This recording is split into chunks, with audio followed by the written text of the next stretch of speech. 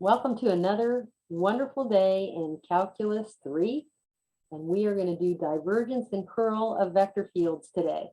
Exciting topic? Yep, you bet.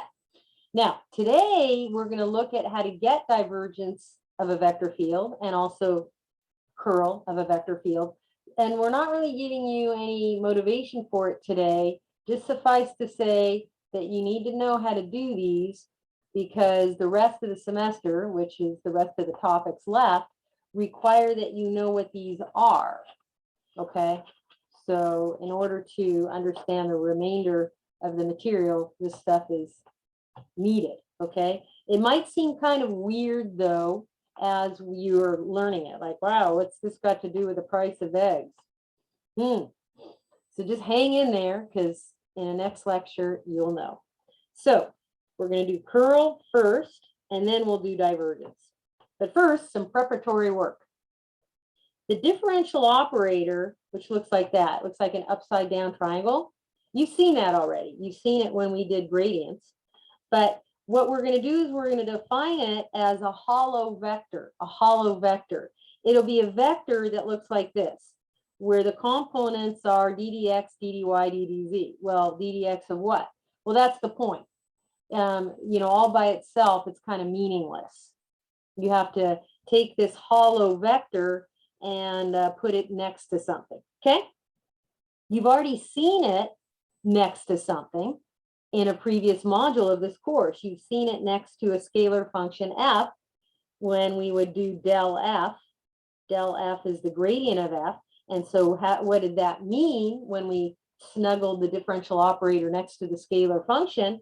It meant, hey, create this vector that has the partials of the scalar function as its components. Okay, so that's one application of this differential operator. Now we're going to see two more today. Here we go.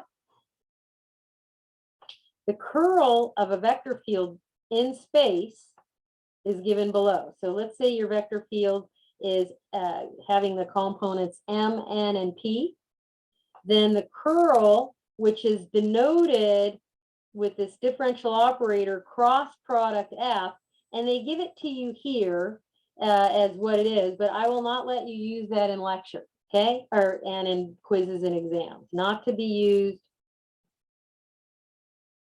for quiz or exam. Well, why not? You're giving it to us, I know, but I want you to do it the hard way, the determinant way, when you do the cross product. Yeah, we're going to do an example in a moment, so you'll see.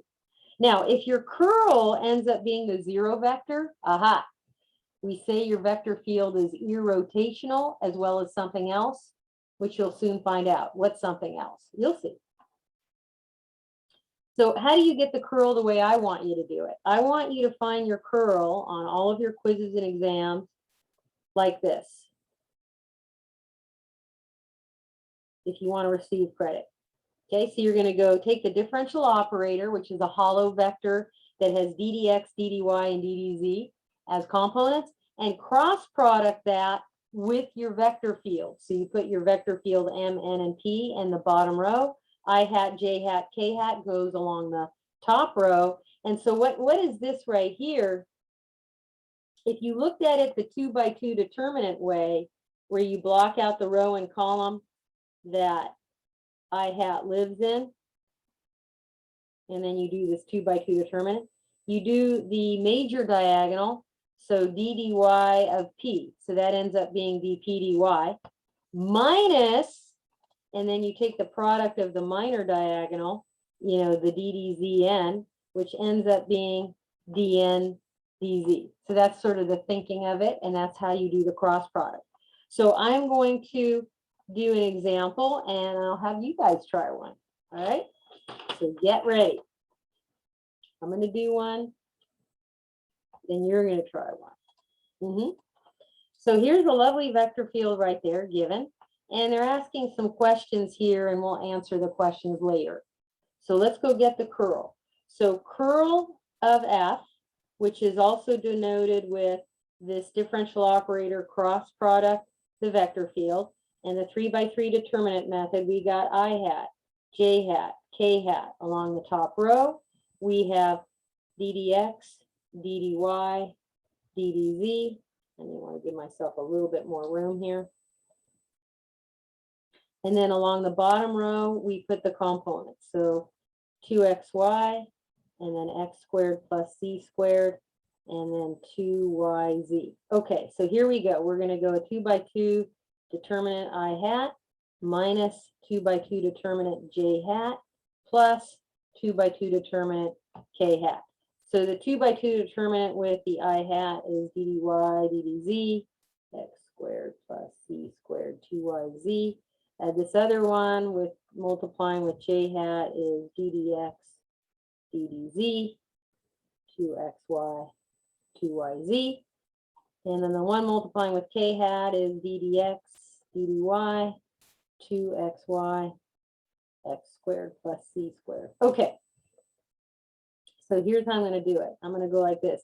ddy of brackets 2yz minus the partial with respect to z of x squared plus c squared. And that mess we're going to multiply with I hat. Minus, now we're going to do this thing here. If I go like this, and multiply that with j hat. We're going to take ddx of 2yz minus ddz of 2xy. And then finally, we'll do the, I need another, some space as usual. I always run out of space. Okay. Plus ddx of x squared plus z squared minus ddy brackets 2xy k hat.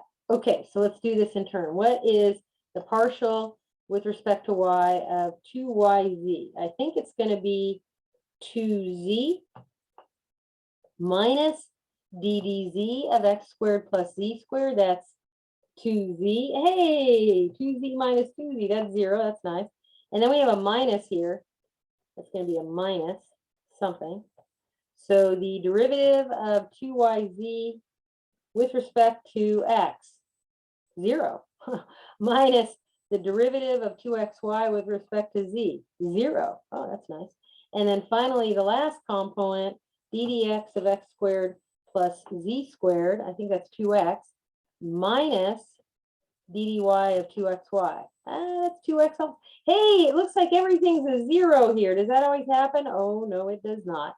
But when you get the 0 vector, we do say it is an irrotational vector field. What does that mean? We'll talk about that in a moment. But I want you to notice something here. They're asking if the vector field is conservative. And so I want you to look at what's going on here with when they did the curl generically. Do you guys remember the 3-dimensional vector field test for a conservative vector field? You check to see if dn dx is equal to dm dy. And if it is, then this would equal a 0. And then you check to see if dp dx is the same as dm dz. And if they're the same, then this difference would be 0.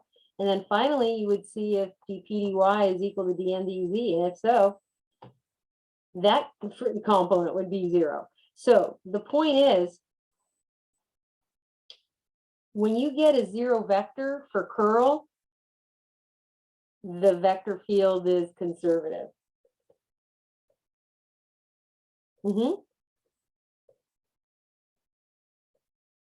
So now you know 2 ways to test for its conservative, just outright, or check to see if the curl is 0 vector. Then you'll have a conservative vector field. And that brings us to this next theorem.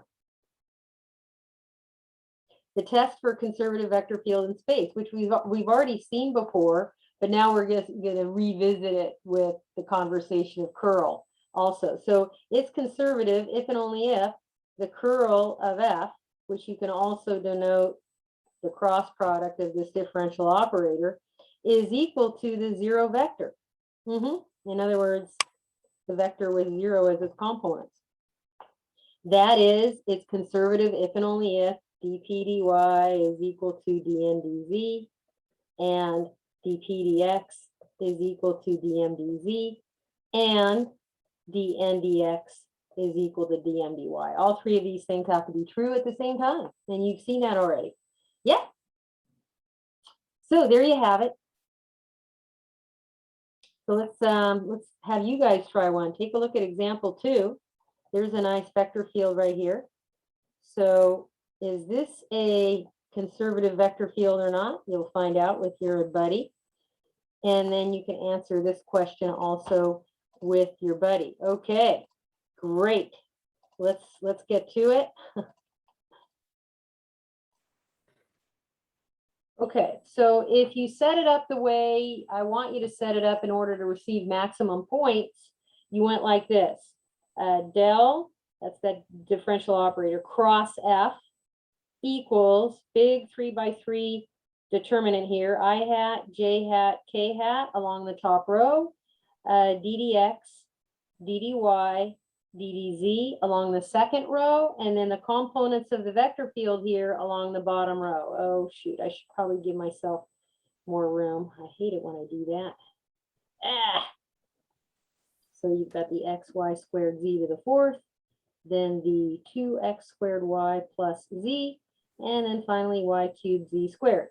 Okay, so if you're following the strategy here, you're going to have 2 by 2 times I hat minus 2 by 2 j hat plus 2 by 2 k hat to maximize your points.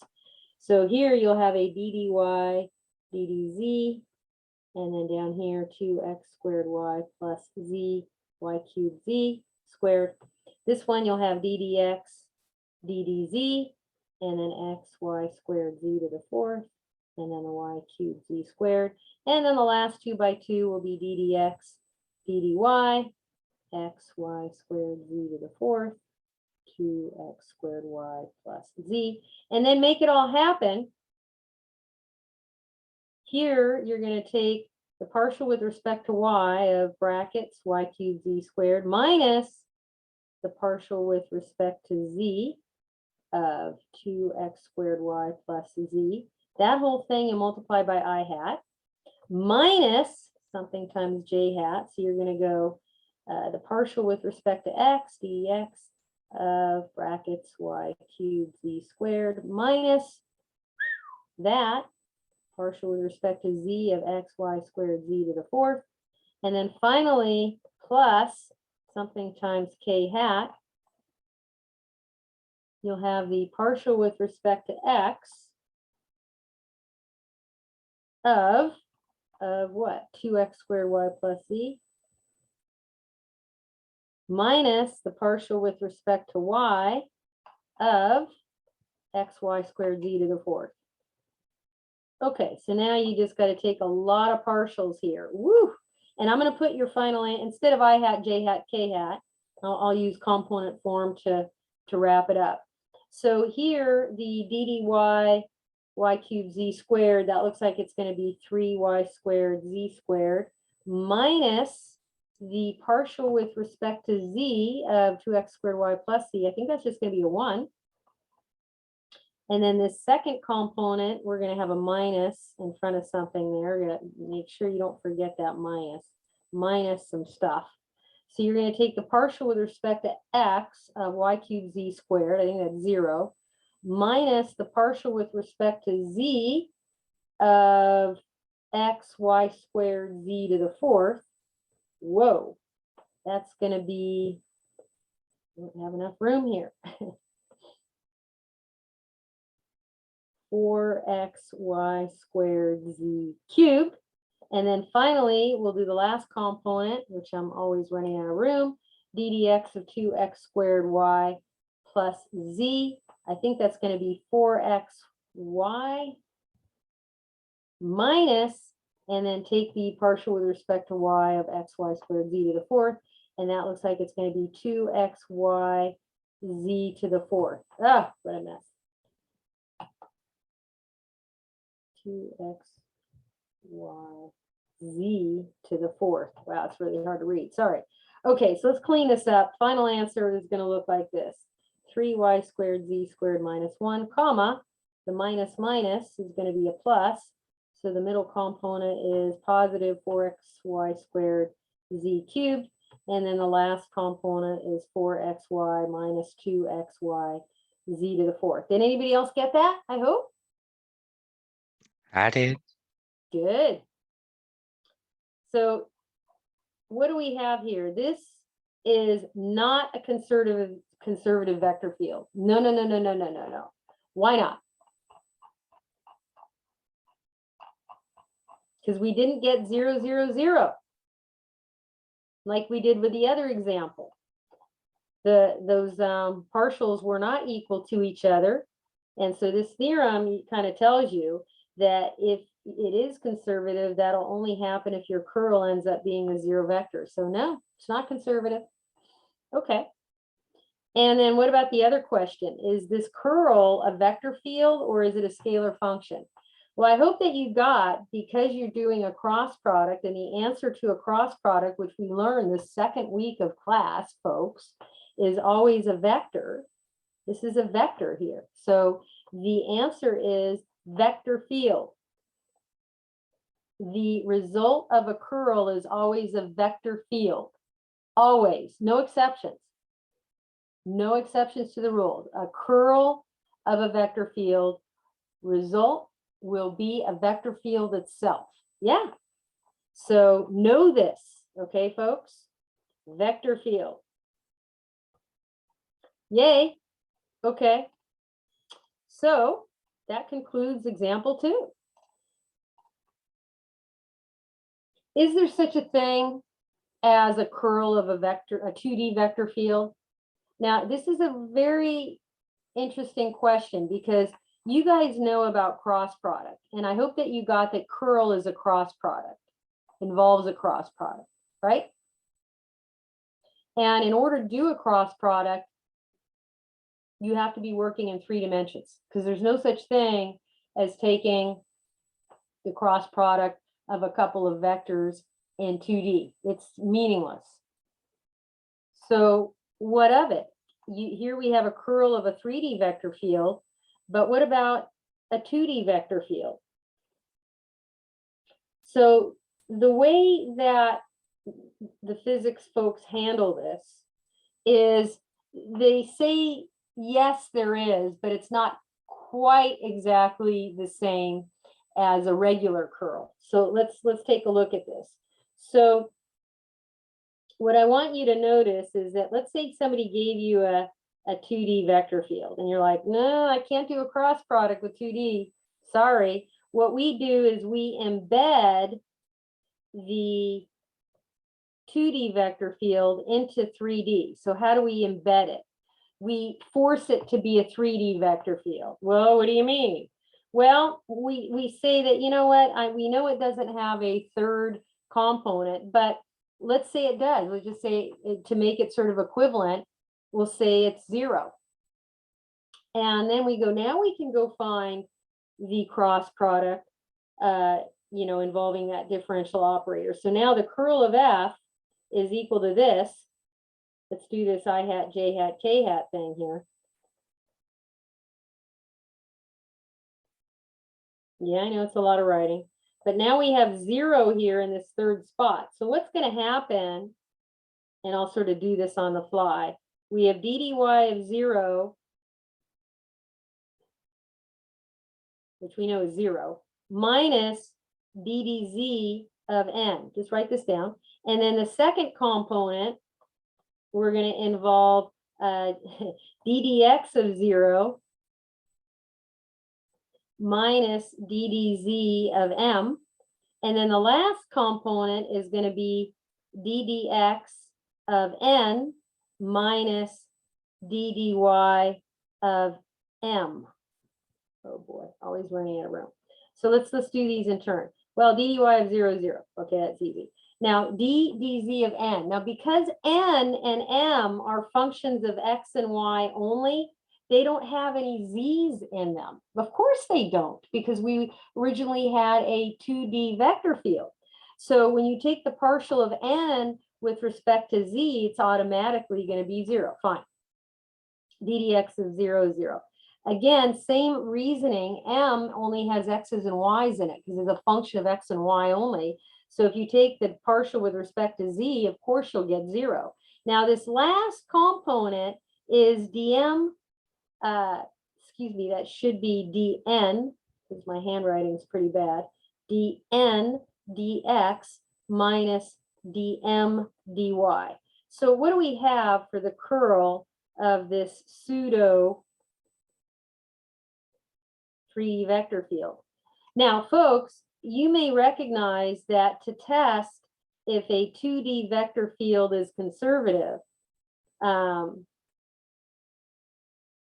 remember what do we check? We check to see if dn dx is equal to dm dy. So if we did get those two equal, which isn't necessarily always going to happen, but if we did, then this would give us the 0 vector and we have a conservative vector field. But if it doesn't, then what the physicist folks feel like saying is that this guy is what you consider the curl of your 2D vector field.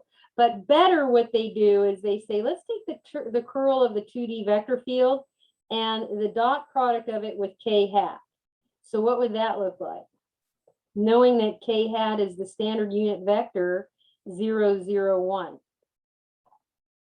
And when you do that, you just get dn dx minus dm dy.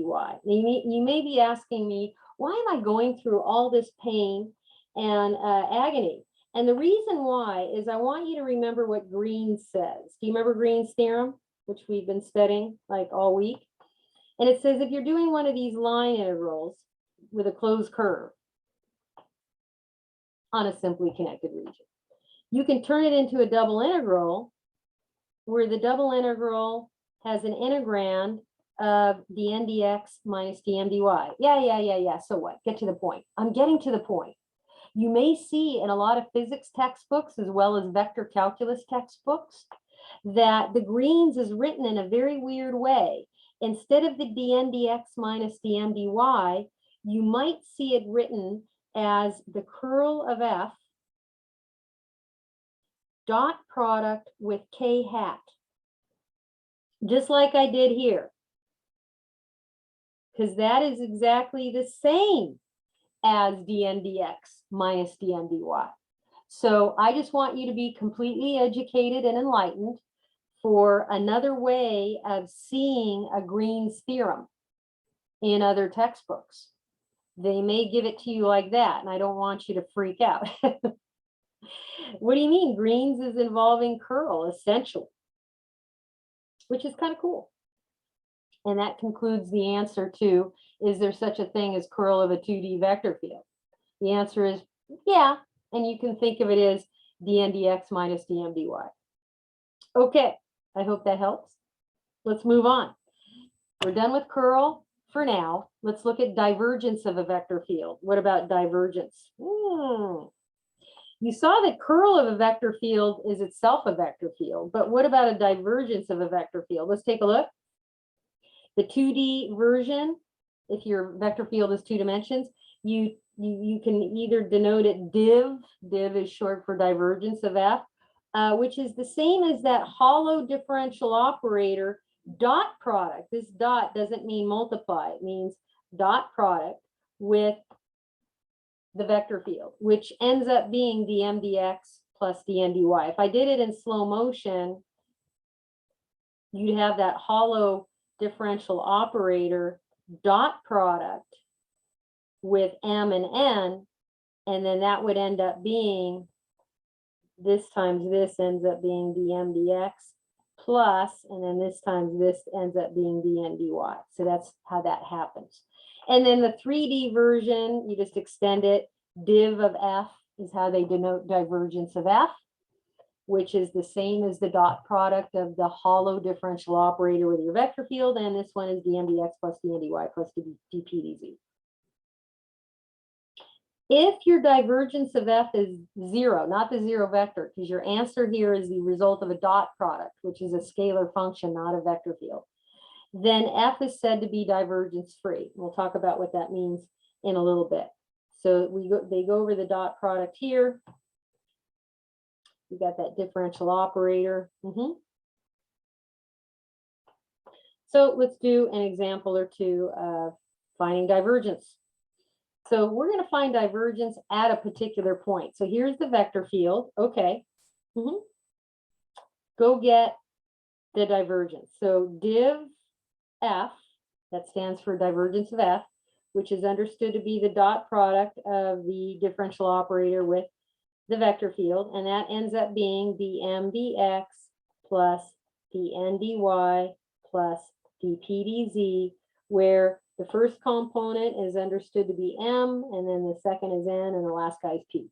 Your textbook may use different letters. I'm using the more classic lettering and traditional notation for vector fields that most calculus books have, which unfortunately ours doesn't. Too bad. All right. Take the partial of m with respect to x. I think that's going to be 3x squared y squared z plus dn dy. Ooh, that one looks like it's going to be 0, huh? There's no y in there. Plus dp dz. Oh, there's no z there either. Oh, okay. So you just end up with this scalar function. That's a scalar function, not a vector field. It's not a vector. Don't put any I hats, j hats, or k hats in the final answer when you're doing a divergence, okay? That's a big mistake. You can think of divergence as sort of a type of derivative, especially for vector fields representing velocities, because the divergence measures the rate of particle flow per unit volume at a point. So if we're going to evaluate the divergence here at the point, so at the point P, you're just going to plug it in. So you've got 3 times 2 squared times 1 squared times -1. And this looks like it's going to give us what? -12. So what does that mean? It's measuring the rate of particle flow per unit volume at a point. So it looks like that's going to be 12 flowing in the opposite direction as all these particles pass through a point. If you end up with 0 for your divergence, what does that mean? Especially if you're studying in physics something called fluid dynamics, hydrodynamics. The velocity field that's divergence free is called incompressible. If you're studying electricity and magnetism, that'd be second semester physics, a vector field that's divergence free is called solenoidal. And there's a lot of important properties of divergence and curl of a vector field, as we shall see. And we'll get to a theorem in a moment. But first, I want to give you a handy mnemonic.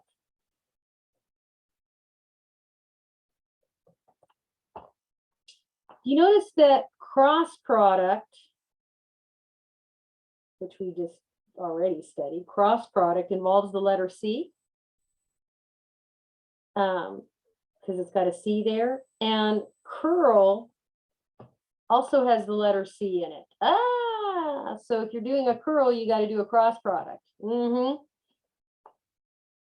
That's a good way to remember.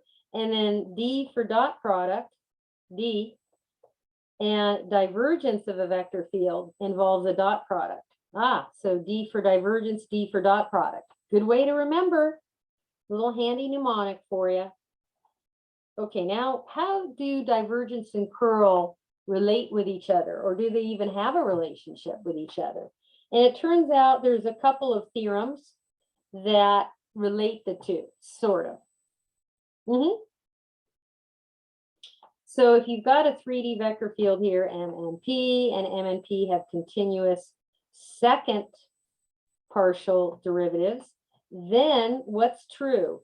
The divergence, div for short, of the curl of a vector field is 0. That's a big theorem. Biggie theorem. Put a star by it. I'm going to do the proof of this, and you'll see why it needed continuous second partials. Okay, here we go. So the cross product of the differential operator with a vector field, we already saw. I'm not going to go do the 3x3 determinant method.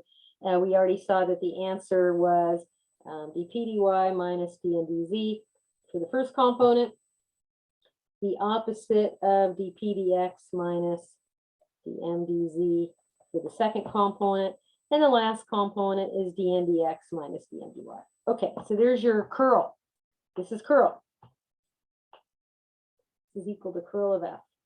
So we have what's inside parentheses here. It's this big mess. We want to take the divergence of that. So the divergence of the curl is going to be a dot product. You're going to take the differential operator, the hollow differential operator, it's a hollow vector, and you're going to dot product that with the curl, which we just got. So what does that mean? That means you're going to take d dx of the very first component here. So dt dy minus dn dz. Yeah. Plus dy, the partial with respect to y, of the middle component. Let's see. So that's going to be the opposite of dp dx minus dn dz plus the partial with respect to z of the last component.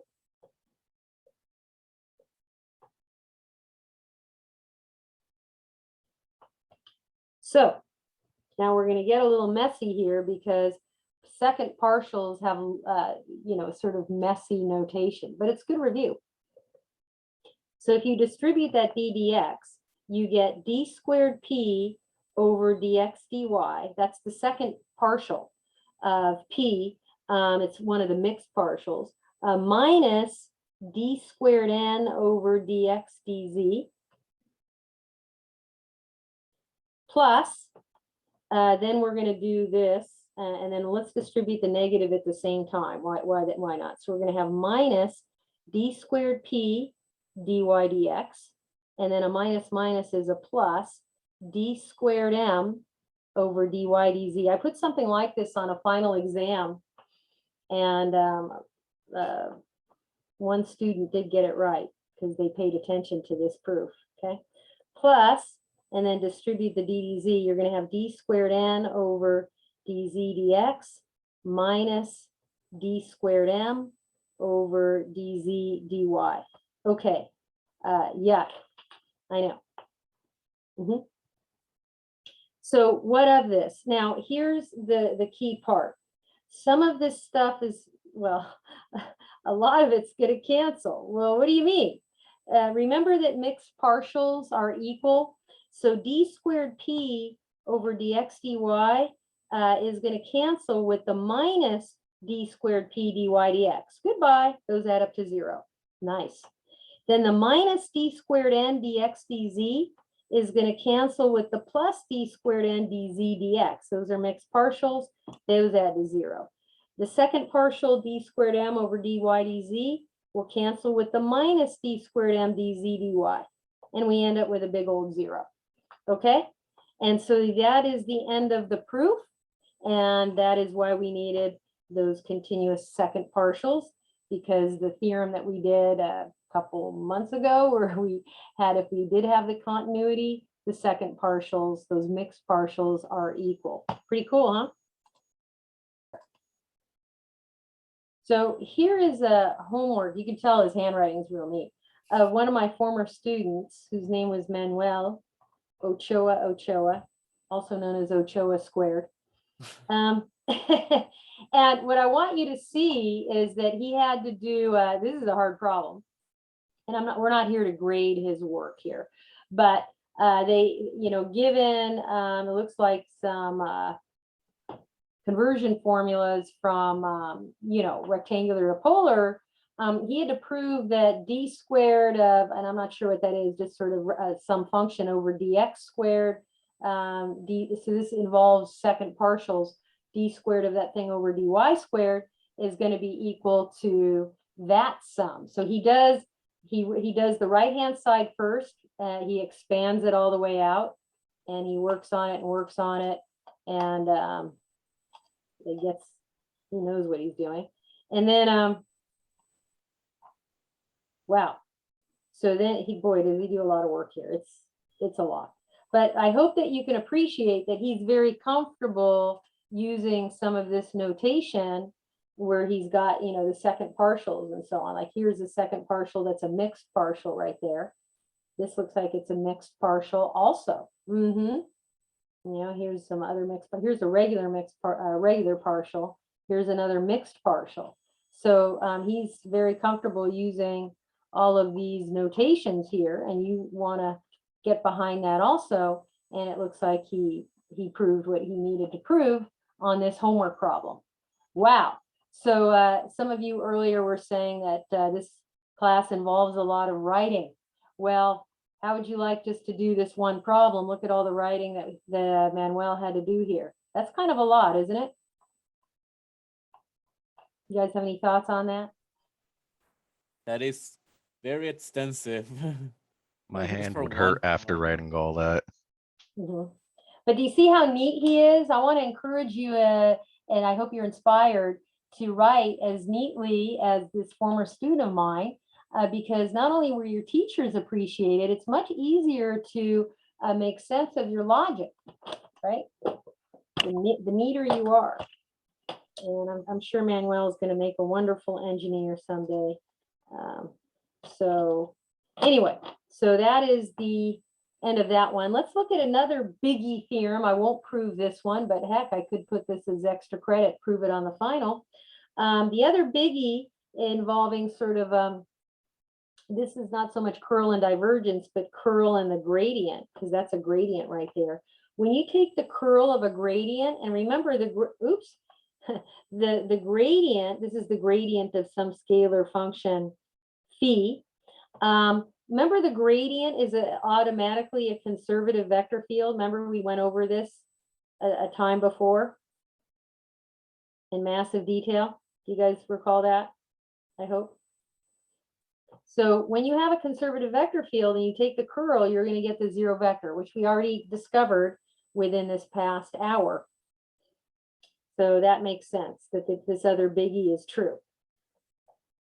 And then, hey, look at this guy's t-shirt. He's got greens, another version of greens here, the divergence of the curl, divergence of the gradient, the curl of the curl, all that stuff. And we're going to finish with that here, okay? So we'll be done with divergence and curl. Yay, fantastic. Yeah, that's good. So, look at all these. Yikes. So what of it? We're not being asked to prove anything here. The only answer, the possible answers are if it's meaningful or not. And if yes, it's meaningful, because otherwise it's meaningless. If it's meaningful, state whether the result would be a scalar function or a vector field. And all of this that you're seeing here, yeah, your cheat sheet should be like a t-shirt, right? Good idea. All of this stuff you're going to see in a vector calculus class. So for those of you that are going to a four-year university, you most likely will have to take more math. The next class after this class, which is known as multivariable calculus, is vector calculus. And we're doing some of the vector calculus in this course. So you'll probably see some repeat of what we're doing here, and then they're going to beef it up and boost up a little bit extra, okay? So I think at UCSD, that course is like math, I don't know, 20D, because I think this is 20C or something like that. At San Diego State, I think they call the vector calculus math 532 or something like that. Okay. So you'll see a lot of this curl and div and grad. Grad stands for gradient. And the hollow operator here, that hollow differential operator, hollow vector. Curl of F, which is also denoted the cross product of the differential operator with F. Okay, is that meaningful? Yes or no? Yeah, it's meaningful. Of course it's meaningful. We just discussed it today. Of course. Is the answer when you do get a curl, is it a scalar function or is it a vector field? What did we just talk about? Vector. Vector field. Good. So it's meaningful and vector field. So we're done with letter A. Congratulations. Let's do some review with letter B. The grad of F, which is also known as the gradient of F. It's just another way to say it, grad F. You guys studied gradients. Is that meaningful, yes or no?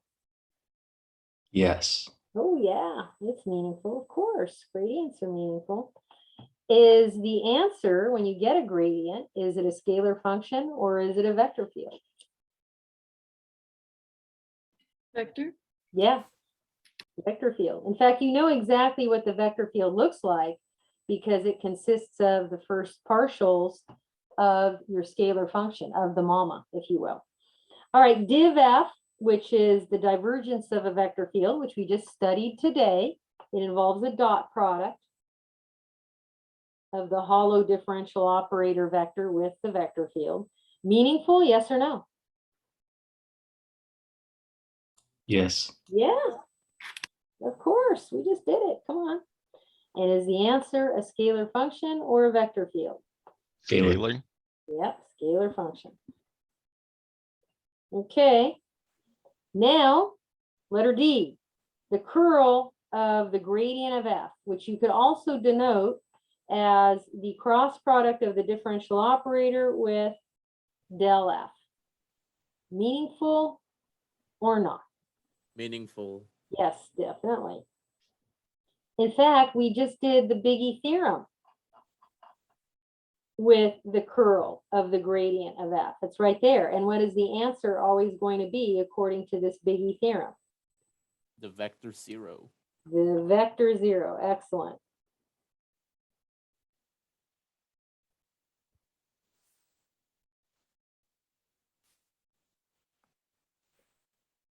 Zero vector. Okay, grad of a vector field. Now we're talking about taking a gradient of a vector field, not the gradient of a scalar function. And the answer is meaningless. You can't do that. You can only take a gradient of a mama, of a potential function that's a scalar function. There's no such thing as the gradient of a vector field. It's like, what? No way. Letter F, can you take the gradient of a divergence of a vector field? Where you remember divergence of a vector field is indeed a scalar function. So can you go del dot F? And the answer is, of course you can. It is meaningful. Okay, it's what is it going to look like? It's going to look like taking the gradient of dm dx plus dn dy plus dp dz, because this is the divergence. Okay, and what will you get? You'll get a vector field of some sort because gradients always result in a vector field. Okay, so that's letter F. Letter G, the divergence of a gradient. We do that, which looks like dot product of this differential operator with the gradient. So they're asking if you can take the divergence of the vector field that's a gradient, which looks like this. And the answer is, of course you can. And you'll get a scalar function. So it is meaningful. Definitely you can do it. Definitely meaningful. And it works. Letter H. Can you take the gradient of the divergence of a scalar function? Well, folks, the divergence of a scalar function is meaningless. That's like, huh? You can only take a divergence of a vector field. We just saw what that means today, but there's no such thing as the divergence of a scalar function. It's like, huh? Meaningless. Yeah, can't do it. Letter I, curl of a curl, which would be denoted with a couple cross products in there, del cross F. And the answer is, yeah, you can do it. It's totally meaningful. Would you get a scalar function or would you get a vector field? I'll give you a clue. What is the result of a cross product? Because that is a cross product there. A vector Vector field. field. Yep. Okay, we're getting close. Letter J, divergence of a divergence of F. Now keep in mind that when you get the divergence of F here, it is a scalar function, not a vector field. So can you take the divergence of a scalar function? No, meaningless. You're only allowed to take the divergence of a vector field, not divergence of a scalar function. So that's not going to work. Can't do that. Not good. Okay, letter K. How about taking grad F, which this is legit. This is grad F is, you know, gradient of F. Can you cross product that guy with the divergence of a vector field? Now remember, divergence is a scalar function, not a vector. Can you take the cross product of a scalar function with a vector? No, meaningless. The only way you can do a cross product is a vector with a vector. So that's not going to be good. Finally, letter L. Can you take the divergence of a curl of a gradient? Yes. Yes. In fact, this was the Biggie theorem that we went over. And so, yes, it's meaningful. In fact, the answer is Scalar. it's a scalar, yeah. And the scalar is in particular, 0. yeah, because the curl there was of a gradient, and so that's fine. So the final answer is, yep, it's the answer, it's a scalar function, and not only that, it's an easy function. It's the answer is 0. Yeah, great. Wow. Okay, and that is the end of divergence and curl. Congratulations, you made it through this section. And if you're really inspired, I guess you could get some tattoos like this guy.